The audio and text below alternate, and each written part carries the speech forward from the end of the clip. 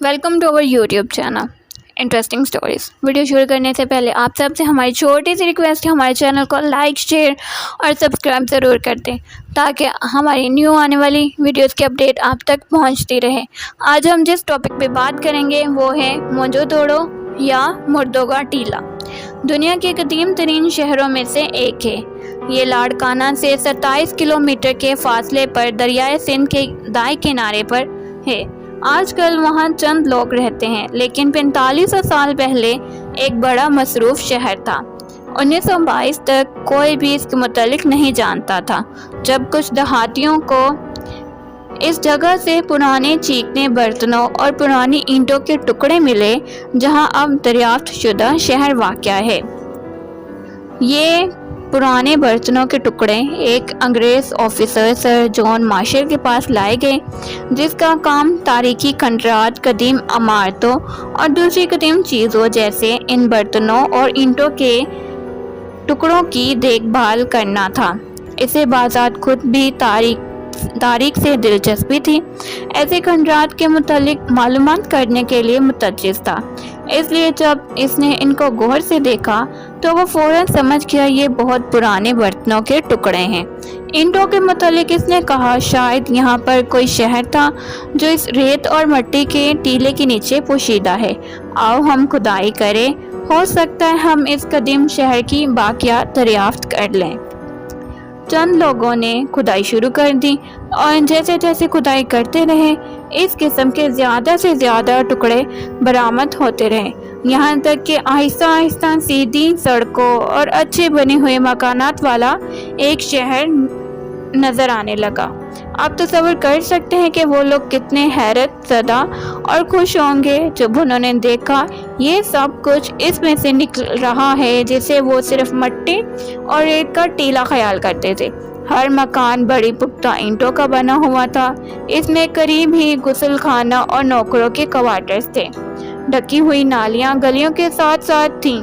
गलियाँ भी पुख्ता ईंटों की बनी हुई थीं।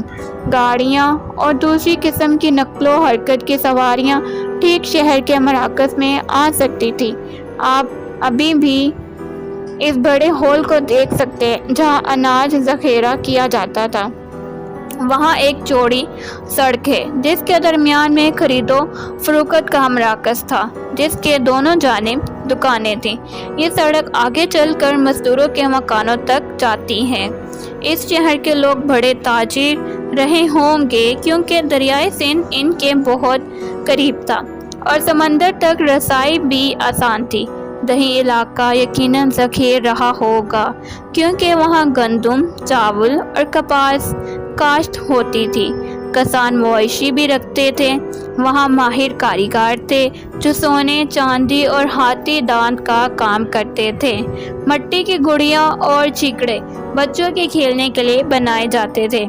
बहुत सी इक़साम की मोहरें जो वहाँ दस्तयाब हुई हैं, इनसे हमने अंदाज़ा लगाया है कि हुक्मरान तबका, मजहबी पेशवा और बुज़ुर्ग कैसा लिबास पहनते थे।